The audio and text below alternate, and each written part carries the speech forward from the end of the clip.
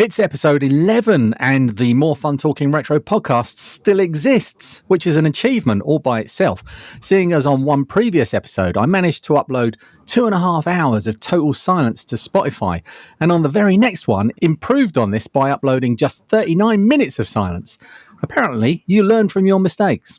But if you're still here and listening to the show, thank you. You're the special ones, the ones who will stand by me no matter how many daft mistakes I make. And while I think about it, you're probably just here to see how many times I stuff up just for a laugh. Well, your loyalty, no matter how flawed, is greatly appreciated. This week, I've invited a turncoat onto the podcast, and I'll be expecting at least a good explanation for his behaviour, and if not, an outright apology. Previous guests have mostly been in good standing with the hardware community. Some have even, through no fault of their own, been part of the software side of things. But this guy likes TV. You remember that thing you used to watch in the front room, or lounge, or living room? Why are there so many names for one room? Sitting there on your sofa, or settee, or couch. And now my mind is trying to work out if one type of long, soft chair is matched with a type of room in your house. Pull it back, Lee. TV, where entertainment goes to die. Rose Tinted Spectrum, or as I like to call him, Rose Tinted Spectrum Dave, which can only be his full name. What's all this nonsense about, and why did you stop talking about really terrible ZX Spectrum games that everyone hated, apart from that one person in the comments? Mate. Hello. Straight into a question. No salutations. No, let's go in dry. Okay. Well, for a multitude of reasons, I guess, that I switch things up. One, doing stuff on games takes a very, very, very, very long time. Just playing through the game itself can be hours.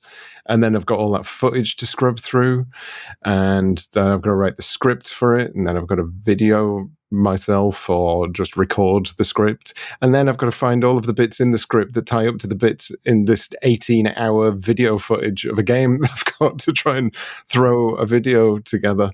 My real life work got busier, so it just made more sense to switch out, especially with the success of Games Master.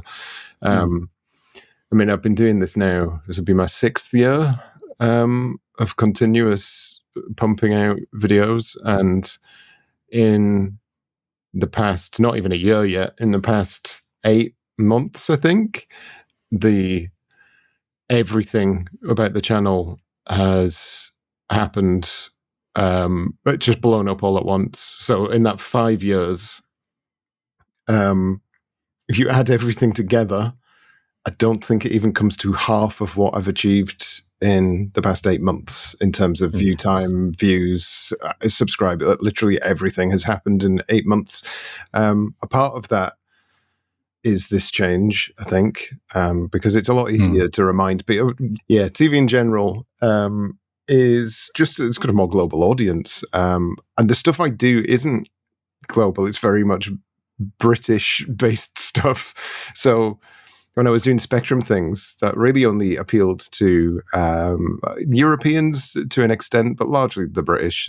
That's where a lot of my comedy comes from anyway. And then TV, I have expanded it, but I've also largely kept it to UK based things. How long that'll last, I don't know, but that tends to be, I just find it funny. There's just something hilarious about things from the 90s that used to be on TV that it just makes me laugh watching, even if it's obviously not supposed to be funny a lot of the time, but it's just hilarious to me.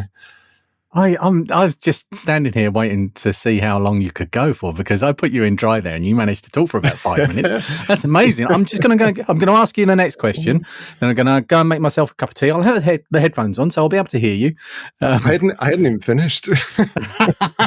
I just wanted to say, we need to, for people that are coming into this that haven't heard who you are, this is Dave, and he goes by the name Rose Tinted Spectrum on YouTube, which makes less and less sense all of the time. No, it doesn't. It makes more sense as it goes on, because a spectrum. It's not, because a spectrum is everything. For podcast listeners, audio listeners, I'm holding up a Spectrum. Everything, Lee. Everything. It's a Spectrum. Everything. It's a small computer by Sinclair from 1982. Listen to him.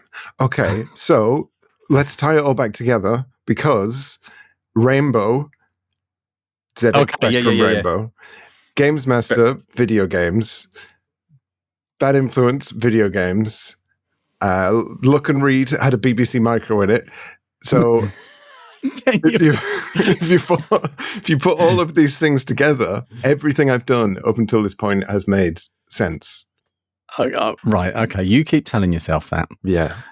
But so you started out doing you started out doing weird stuff on YouTube that wasn't really was the first one to do with like a game review, or was it just yeah, it was Dizzy.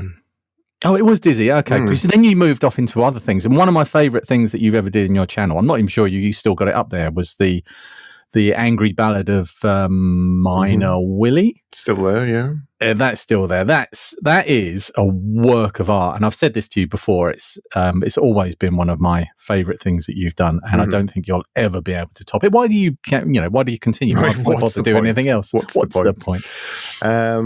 Yeah, well, this is one of the things that I found when I get bored quite easily. You can probably tell. I know you. My subjects every 5 minutes, but one of the things I always tried to do writing wise when I was doing the reviews is just change it up every now and then, and if I had an idea I would just do it and see if it worked. I can generally tell if I leave it 24 hours and then I watch it, if I'm cringing myself inside out, then I'm not going to publish it. But that never happens because, Lee, I seem to always get it right. I did do the Ballad of Manic Miner. I think that I wanted to do it all in one take. And my God, for a video that's like, 2 minutes, 2.5 minutes long, that's probably one of the hardest things because I had to do it in time to the music. I was obviously having to read from a script because I wasn't going to remember anything more than 4 words of that. And just keep it in time. So I was obviously listening to it, and the amount of swear words that were coming out of that room while I was trying to get it was unreal because I was just fluffing it constantly. And I wish I'd kept all of those fluffs, but I was too angry. I was too angry to keep any of that because, it's amazing how your mouth just doesn't work for you. I mean, you've experienced it yourself just during a couple of minutes ago. Yeah. But nobody will know about that because of editing. Exactly. The magic of editing. I know exactly what you mean, and trying to do something that sounds perfectly natural in an unnatural way is a skill all on its own. It's something you actually taught me. One of the 2 things that you've taught me. What was the other thing was amazing thumbnails. Oh yes, I mean, just go with where your heart resides. Some of my thumbnails have never worked, but I loved it so much I refused to change it.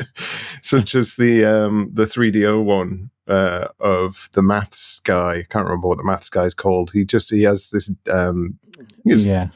like a how to do maths in a very complicated. Just it goes on about math a lot, and the thumbnail for it was just his giant face with space as the background, and there's something written in text next to it. I can't remember what it says.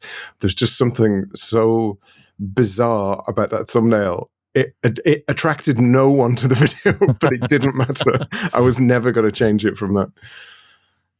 Sometimes it's just weight of just banging on the door until people listen. Exactly. And eventually people will you'll be so famous people will go back to your back catalogue. Right, I want you to talk about your introduction to gaming. And I know this was a big bag, I think it was a big bag of Spectrum games from a friendly neighbour or uncle that was brought into you. A big plastic brown crate. One, the likes of which I've never since seen. In fact, I don't know what he got this big brown crate from, but yeah, it was a big plastic prison thing. Issue, probably, possibly. It looked like the kind of thing that you would maybe carry many bottles in, but it wasn't. It didn't have like the bottle segments in it. It was just a flat bottom crate, and it was just filled with random tapes. There was stuff not in box. There was stuff boxed. There was stuff boxed but without the instructions. There was stuff that was recorded that hadn't been labeled. But there was so many, hundreds. I'm not sure if it was just that crate. That's what sticks out in my head. There might have been other stuff as well. But he went off to university. Prior to that, I just had my Spectrum Plus 2 starter games, of which there was, 7 or 8 crap games. Oh, in that starter pack? Yeah, so Oh Mummy, Star Invaders, all of that stuff. For audio listeners, the video listeners have been able to watch Dave's new kitten playing in the background, and currently it's trying to tunnel its way through something rather noisily. I can hear in the background every single second of it. I'm gonna actually just move him. Oh, what's his name? This is called Mars. The other one's called Mars. Rebel, if you see him about. So you got this big crate of ZX Spectrum games. What age was this? This would have been around. I would have still been in my previous house, but he's just going to distract anyone from any. Oh, there he goes again. After getting back out of that box and turn the box upside down, I won't be a sec. This is why we can't have nice things like cardboard boxes. He's immediately gone back to it, but it's all right. At least we can see him now. Yeah. So what age were you? I would have been about really young, actually, because I think I got my Spectrum when I was very young, maybe about 4 or 5. This came not long after it, so it would have been before 7. Don't ask me how I know that specifically, but it was the neighbour that we had when we lived in Blackpool, and we moved from Blackpool to Carlisle when I was 7. So I know it was somewhere between the ages of 5 and 7. I can get that specific with my backwards ADHD brain. These are the things I remember. I don't remember what happened like a few minutes ago, but something as pointless as that, pinpoint. Nailed it. Well done. Right, so you're obviously someone who likes these Spectrum games, and you kind of delighted in the terribleness of them, and they are mostly pretty terrible. There's some absolute bangers out there, but for a system that's got thousands of titles, it's a pretty high percentage of them that are really, really poor. But in a fun way. Yeah, there's something just delightful about Spectrum games. Not just Spectrum games. I would say a lot of games released in that era. It's a time that we'll never see again, because it's essentially like having thousands of indie developers all at once, none of which have access to any experience of any games or other people doing it. They're all just sat in the bedroom thinking, they'll maybe played a few games here and there, maybe gone to the arcades a few times and just thought, I think I know how games work.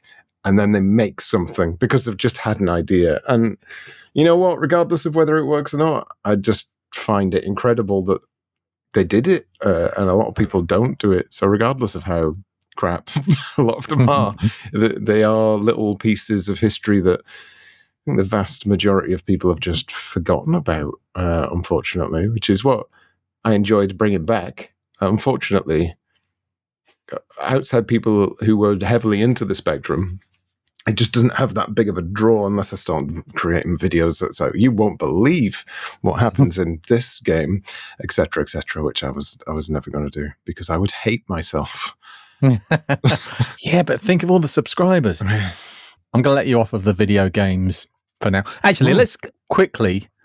Yeah. Are you in your busy schedule now? Are you playing any modern games? I am actually.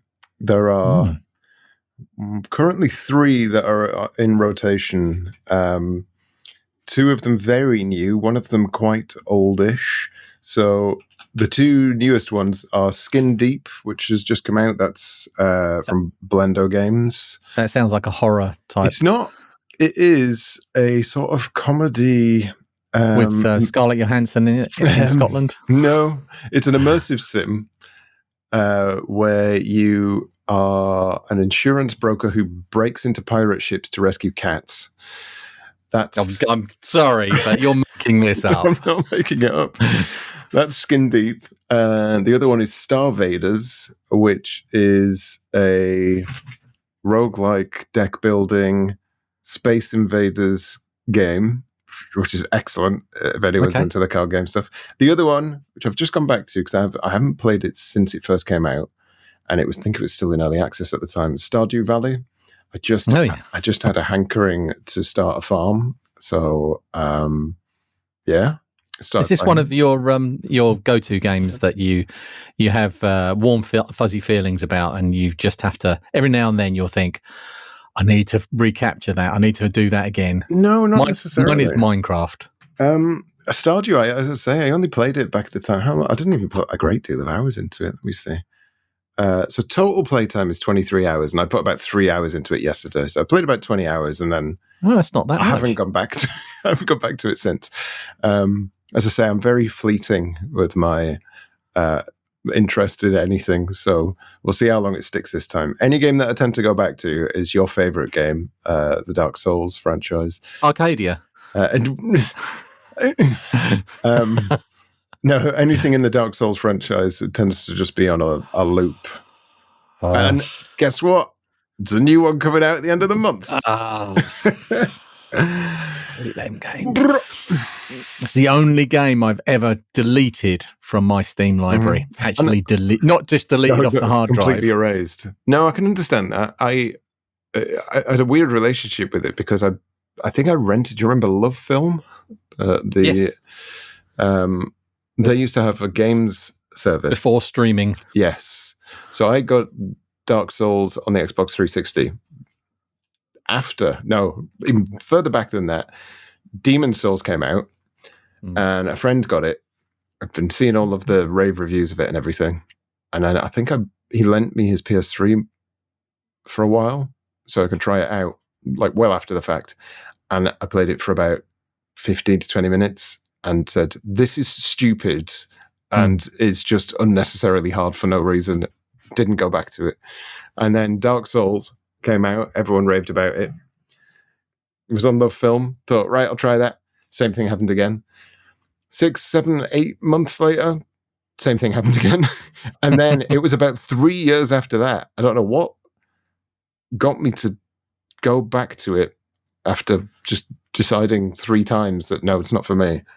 And something just clicked. And ever since then, it has pretty much ruined every other game I've tried to play because it's not as good. It doesn't give me that same feeling. It gives me a feeling of being stabbed in the eyes. You just need to try it and try again for 4 years until eventually you get it. That's how it works. Yeah, I've got time for that. I'll give it a go over the next 4 years. Yeah. I'm not going to go through. I'm not going to drag up my memories of Dark Souls. Just suffice it to say, it wasn't great fun. It's not for everyone. I've been very tempted. I keep wanting to play Cyberpunk 2077. Mm-hmm. Is it 2077 or it's one of those? Cyberpunk and some 4 numbers. Yes. And I saw a game advertised today, which I quite like. Games like Satisfactory, and there's a new game that blends Minecraft with like Factorio and Satisfactory. So it's a voxel based one with you can build your factories in Minecraft basically. Oh, okay. That's good, and that's in early access at the moment and on offer. And I'm really tempted, but it's just. Do you get this when with the guilt of playing a game when you're meant to be making YouTube videos? Yeah, not so much now because I'm not doing game stuff anymore. But I did. I had this thought. I had this thought process every time I played something that I wasn't going to make a video on. Of I could be playing something that I can make a video on, which is a horrible thought process to constantly have to go through. But yeah, since doing TV stuff, that has never entered my mind. Well, so TV stuff. Did you ever think that it was going to be the bigger thing or the thing that exploded more than anything else on your channel? It's hard, honestly, it's YouTube. Actually, just it's impossible. Before you answer that, can you just tell us? You had Games Master, the first episode of Games Master, just explode out of not out of nowhere. It's fully deserved, and I did predict it. But can you just tell us how many views that video's had? 255,606. It's currently at. So that's what we call in YouTube land an inflection point. Mm-hmm. That's when a channel changes, and I think I honestly was telling you, and people will think I'm just being facetious here, but I was telling you that your channel was going to do this for years before it actually happened, and I was starting to doubt in the end, but I thought, come on, it's got to happen soon, and then it did. So Games Master Season 1 exploded. How long was it before you decided, okay, so TV is the thing, TV is the way to go? I mean, it kind of hovered about in my head, because the thing is, again, if you're looking at like time constraints, there's a lot of effort, obviously, that goes into anything that goes on the channel. But if you've got, taking that first series, for example, there's 10 episodes of that series. Each one, 20 minutes to watch. But you can write the script. Well, certainly the way that I work, I can write the script as I go, watching the episode for the first time, because I like to also give it a bit of me predicting things. So any predictions, etc., that I make are genuine predictions, even though I've already seen it. I'm recording my reaction after I know the answer. So I am acting my response, but the writing is genuine. Yeah, the guess was actually what I thought at the time. And then when I go back into the editing suite, I've got that second run of the script. If there's anything I want to drop or add, then I just do it there and then. So that prep time is so drastically reduced to get a video that's an hour and a half long. I just had to watch 10 episodes of 200 minutes of footage, rather than play something for 8 hours, then watch that 8 hours of footage, then write the script, etc., etc. So it not necessarily the success, or the success of all of them has helped massively, but just that time constraint. And it also just gives me a lot more to work with in terms of comedy, because I can edit on the fly and do stupid things with the editing, and that's not necessarily something that can be done with video games, depending on the kind of game. If it's an FMV thing, then yes, you could easily faff around with it. But if I'm just playing something on the Spectrum, that's a lot harder to edit to make it look like something else is going on. And people probably just wouldn't catch the reference if I'd done it too well. I know there's been plenty of times with the TV stuff where I've edited something in and people haven't realized it's me that's done it. So specifically in you've been doing Rainbow, yes, and which was one of my childhood staples. One of the things that I would be plonked down in front of the black and white telly to watch Rainbow in the very early 70s. And I'm pretty sure that Nightmare Bungle was part of my childhood. Your Bungle? But I had actually expunged him from my memory until you brought that particular horror back to me to keep me cold at night.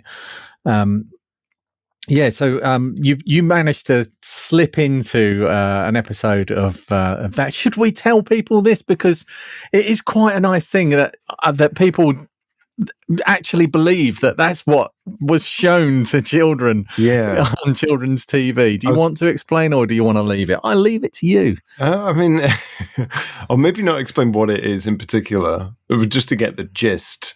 I mean, I've done it quite a few times with various things, but in this particular episode, when Jeffrey's telling the story, I've swapped the footage out of some girls playing on a farm with some other children playing on a farm to deadly results, I guess is the best way to put it. But I had to, like, a lot of people don't realize about the little tweaks I have to go into that. So I had to create the soundscape behind all of that. So I had to do like the running sounds and like the kids talking and stuff. That was all layered in by me to make it look like it fit. But then I also throw in a fart noise when he falls in the mud because I just can't help myself. So I take ages painstakingly make it look real, and then we'll give the game away by doing a pop noise just because I find it funny. So yeah, it's stuff like that I love, because there was even a patron, bless her, who said, "What was with that footage? That looked like something from a public, what they're called, a PSA." Yeah, public safety. I had to explain. I was like, sorry to say this. That was basically a PSA. That wasn't part of the Rainbow episode. But I think people have they kind of lose their minds if they're watching something that seems seamless.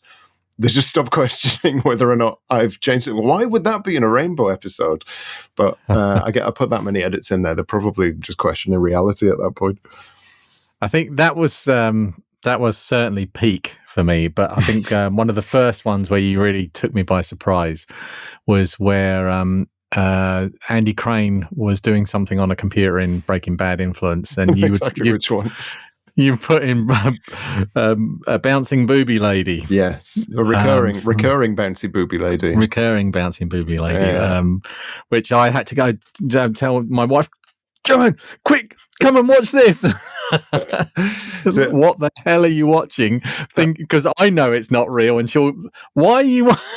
Yeah, that's another one that there's plenty of comments that you'll see in there going, "How is that allowed on children's TV?" That wasn't the thing. That wasn't what he was doing. Because there was another one where Andy Crane, I think it might be the first time he's using like a drawing app. And I've got it. It's a stick man of Andy Crane with a big wang with his name next to it, but it's very crudely drawn in MS Paint. And I've just put it over the top on an Amiga screen. And there's a few comments on this saying like, "Well, I can't believe that would be on Bad Influence. That's unreal." Like, wasn't part of the episode. That was me.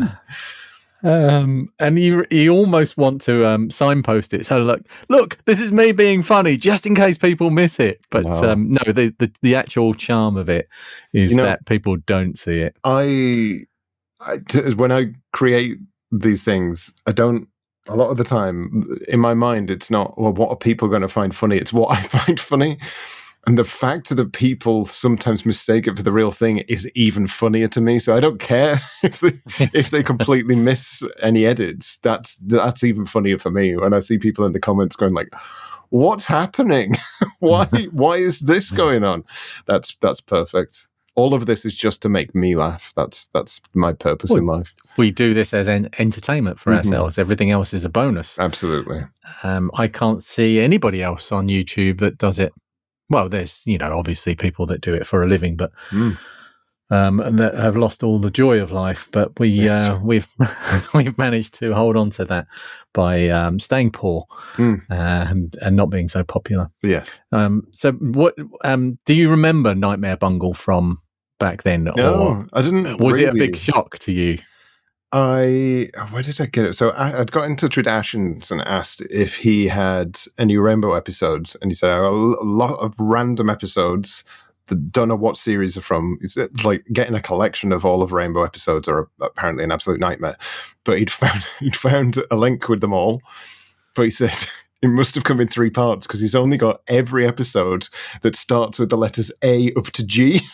Everything else we're currently missing. But then he also just had a folder of just series 1. So I just curiously, I was like, I wonder if it's series 1, like how young people looked, etc. First video I put on, I was like, who are these people? Why does Bungle look like that? Why does Zippy have that voice? Like it felt like there's quite a few people who've said it in the comments. It feels like an alternate, like you've just slipped into a different timeline briefly. Because I suspect, obviously, a lot of people watched it in the 70s, but it must have been at its peak during the 80s with the soft, fluffy, teenage, grumpy Bungle instead of that weird, not quite all there. asking very basic questions. Horror Bungle from the first series. It's like a bastardized version of Bungle and George. Yeah, definitely. He's got a sweeter demeanor, but a more terrifying visage. That's the best way to put it. Oh, that's going to be the tagline for the video. Right. So obviously, covering TV shows is going to cause you to run up against the copyright issues that we all seem to have to dodge. Mm-hmm. And I know I've heard you say in chat that you've had some problems with this with certain shows. Yeah, it's really dependent on the people who own the copyright more than anything else. The law doesn't matter. It's the best way to put it. And that's not for me. That's for the people who own the copyright, because there are companies that will just out and out say no to everything. Doesn't matter if it's fair use. No. And the only way to get through that is to you have to basically accept a strike on your channel and then say to them, I am 100% confident that this is fine. And if you disagree, you take me to court. Otherwise, you take the strike off. And for somebody as small as a channel as mine, that's just a situation you don't want to put yourself in. But you have to accept that strike while taking that. I don't think you'd want to put yourself in that situation if you were a big channel either. No, this is also true. But I guess these guys they usually have access to like a YouTube rep, so they can at least get some advice from them on what's happening, etc., etc. It's a bit of a nightmare, but thankfully, in all cases, certainly for me, I'll upload something, I'll get a copyright claim, and then I can look to see if, is there potentially going to be a chance to go back. I normally research who owns a copyright at that point, because a lot of them are absolutely fine. Like when I did Seed People, that one did get claimed, and I just took one pushback on it, and they were like, "Oh yeah, that's fair use," and they went away. Nightmare was a nightmare, hence why there's no series 2 of that, because ITV, it just seemed to be who was in the office that day on whether it got past the fair use or not. Like the first episode, absolutely fine. Then the second episode, nope, that's not fair use. The third episode, yeah, that's fair use. Fourth, nope, that's not fair. And like, it didn't seem to matter what I did. And that's why the very last episode is an absolute insane trip into a Twin Peaks montage instead of Nightmare, because I just got so sick of fighting them. And it still got claimed. By that point, I'd given up even fighting back. So, right. So, Breaking Bad influence. Your first. Well, no, was it your first TV thing? Yeah. So your first one. Do you think you'll go back to that, knowing what you know now, and do it again? Do you think that's a possibility, or maybe just like a special edition of episode, maybe a favorite one to redo? Or it'd be hard. I think if I came at it now, I'd be able to do it better, because I've learned that much over the past 5 or 6 years. But it would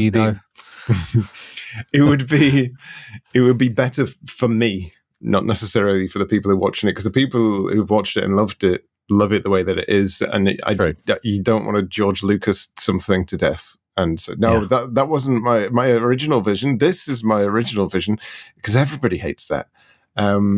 If I ever did go back to something like that, it would be an entirely different thing. And in order to do that, I would have to completely forget every single bit of those videos so that I could just start it afresh, and not do it the same way. But I don't think that took so long to get through all of Bad Influence. I don't think that's ever going to happen. It was 4 years it took me to get through every series of Bad Influence. Did it get harder as you went along, or easier? Yeah, 4 series was a nightmare. And you had to put up with that Violet Berlin as well. She's true. The 4th series, the switch around, just terrible. It just wasn't fun to watch anymore. The thing that made Bad Influence so fun was its innocence, that was kind of it's really hard to describe. It's almost like a camp innocence. There's something about it. Andy Crane, really. It's just Andy Crane being Andy Crane. Childish innocence, then. Yeah. But then by series 4, they were trying to be, I don't want to say like Games Master, but they were certainly trying to be a little more grown up, and it just didn't work. It was on CITV, and that audience was well past them. So I didn't know that. Yeah. They were aiming for an older. What they thought was that with each series, the people watching it would have got older, so they would aim it for how old the audience would be at series 4 if they'd watched from series 1. And they experimented with that. It was terrible. And what they were going to do is with series 5 is go back to a series 1 style for that age group. Right. But it didn't. It just got cancelled instead. Nope, we're not doing that. The world was changing so much then, yes. But it must have been really difficult to make a show like that anyway. And then for the not just the goalposts, but the pitch to be moving the whole time. Everything, the things that they were covering were moving so fast as well. We are quite lucky in this country to have had 2 major TV shows airing about video games at probably the most interesting time for gaming. So just that shift from, really, it went from everyone had just got the SNES, thereabouts, SNES and Mega Drive, and then as it went on, it was shifting into the 3D era, and VR and all very obviously very basic VR, but all of that exciting stuff was happening. And I think, I'm not 100% sure, but I suspect by the time we start getting towards the end of Games Master, which obviously lasted longer, there's going to be a bit of a lull in terms of that excitement. Perhaps, I don't know if it enters the PS2, Xbox era. I would have said we were moving into like the PC era as well. A lot of people had grown up and then, got more money, got a PC instead. Yeah. That was my progression. So over here, it was a perfect storm and an obvious thing to do for TV shows. And they made them on different channels. We had 2 big shows. Do you know of anything in other areas, like the US, for example, would be an easy target? I'm assuming that everything was a smaller thing on PBS and a lot of it, and stuff like that. From the comments that I've seen on my videos on Games Master, etc., and Bad Influence, a lot of Americans say that you only really got stuff like that on public access. Yeah. So there was nothing professional like that, and I think anything professional they did get was mortally embarrassing and didn't work. So nothing. I mean, you could say that about Games Master and Bad Influence, but nothing that really stuck. So certainly nothing that they all seem to come back to and re-reference. So I remember there was one episode of Breaking Bad Influence where Violet went over to America and ended up on a public access games show, and it was cringe. It really was. But bless them, they're doing that. They're doing this, really. I mean, look how cringe we are. So, talking to each other like humans. With our mouths and everything. I mean, it's just of its time. They're obviously very into what they were doing, and they just wanted to do something for the people who were also into that. It's that a very early internet era, where you had little group chats in MRC who liked a thing, and that was just this tiny group of 8 people dotted around the world who loved doing that thing, and you would all talk to each other, and you don't get that now. There's no tiny there of things left. Everything is a big, horrible, homogenous glob of people glued together.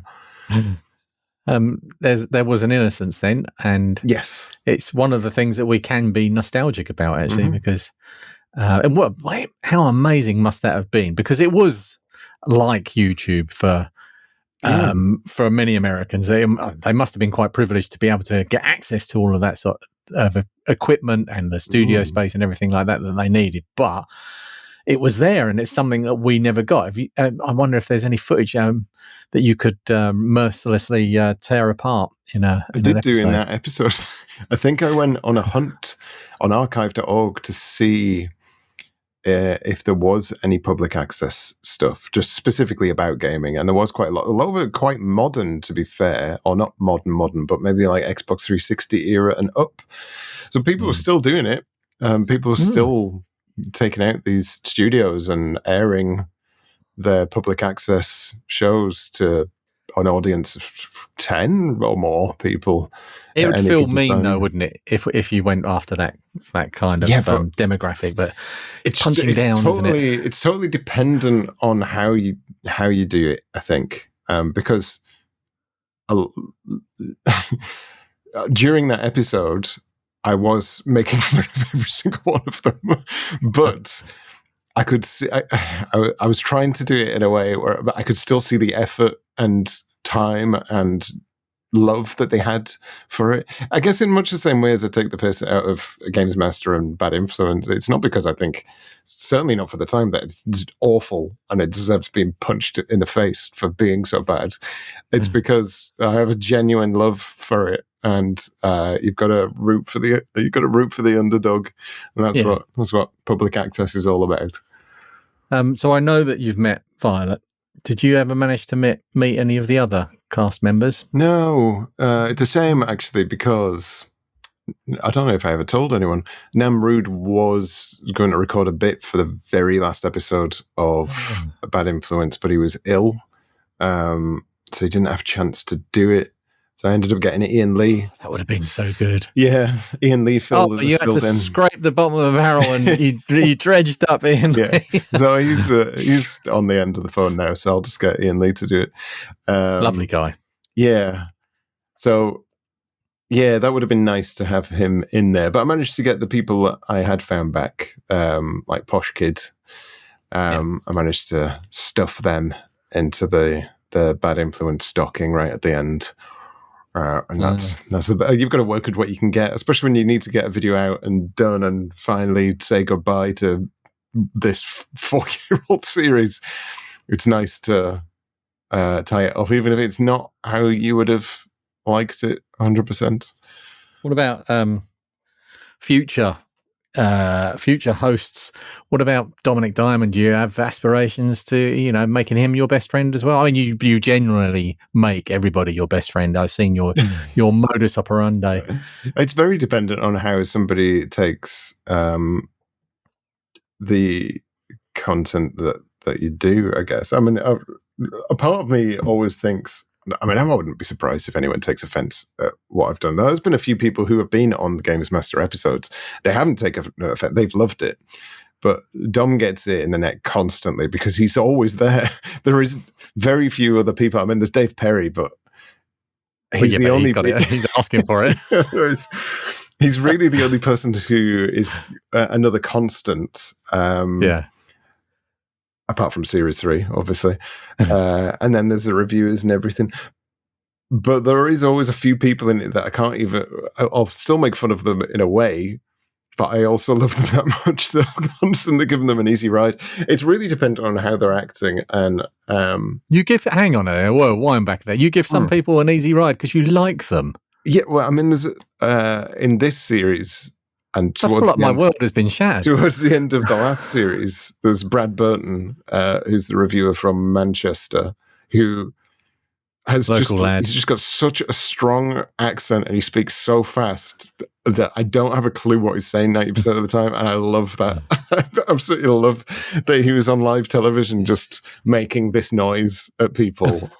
And we just accepted it. What can you say about something like that? But it was the same with the kids on Bad Influence as well. There was a few in there that I was 100% behind, apart from when I wasn't, if they got anything wrong. But they were just like a tier above, like Smiley Lass. She would always be in that. Ghost Girl. There's always a few. And then there's others where I just hate for the second they're on screen. And I can't let go of it as much as I try, because they are people inside their old video bodies, Even though their video bodies. Even though it happened like 30 years ago, I would like to think the people that we're watching aren't the same people that they are now. And so none of us are. Yeah, you would think. But I also think that with the right frame of mind, you're going to look at something like that and say, well, he's making fun of that me. Yeah. He's not like, this is why I wouldn't do it with anything modern. A lot of people are saying, oh, you need to do the newest Games Master because it was rubbish and blah, blah, blah. I wouldn't do that because that's a very recent property anyway. And I don't think it's particularly funny to just slag off something that is new and is attempting something that, I mean, for one, I don't even think they should have made that remake. I just think leave it well alone. But secondly, that's not where a lot of my humor comes from. A lot of the humor is just like, ha, look at how things used to be. Ha ha. And that's the comedy. So it wouldn't work. It works for me. Yeah. Let's talk about where people can find you on the internet, because I'd like people to find you on the internet and watch what you do, because it's well worth it.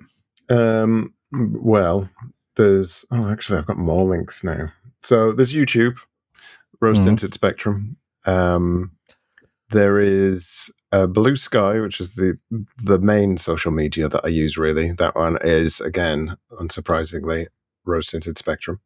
I was going to guess that, damn it. Yeah. There's Facebook, which I don't post on an awful lot because I hate Facebook with all my very being. But there is a small but dedicated set of people who are there every time I post on saying there's a new video. Doing it to annoy you. So I have to keep going back. I will just post a new video is coming out, and all of them will laugh and smile and cheer, and then I leave them for another week. So that's my Facebook output. I don't often really put a lot of stuff on the social media that's even related to the channel, honestly. It's usually just me that's talking crap or going, look at this record, it's great. And then on top of that, the only other link would be the Bandcamp, where if I get the time, I try to extend one of the daft remixes that I've put into a episode, and I upload the full... My phone just vibrated then, just in case that comes through. The full track will be on Bandcamp, but don't go there first because you'll be very confused by anything that's on there. So go to any of the other places first. No, go there first, and only go there, and see if you can work out what's going on first. Because if you can, there's a prize in it. Where is that? It's that time of night when we've woken with a start on the chaise lounge in the front parlour, staring at the TV screen with bleary eyes, trying to work out if it's still playing the programme you sat down to watch 3 hours ago. Time to brush the Dorito crumbs off our cardigan, and to remind the cat she's got at least 8 hours to wait for food before heading up the wooden hill to Bedfordshire. If you've enjoyed this podcast, well, that's the main thing and all anyone could really ask. But if you've a moment of your precious time, please consider pressing the like and even the subscribe button if YouTube haven't hidden them in an update. If you live in actual audio podcast land, your choices to support the show are less obvious but no less important. Telling people with your mouth using words is the way to go, and leaving a comment would also be the work of a true lady or indeed gent. Thank you for listening, and thank you, Dave Tinted Rosie, for being a wonderful guest, for that is what you were. Thanks, love. It's all right. I don't have to read the alternative version of that where Dave was a guest. That's just the same ending regardless.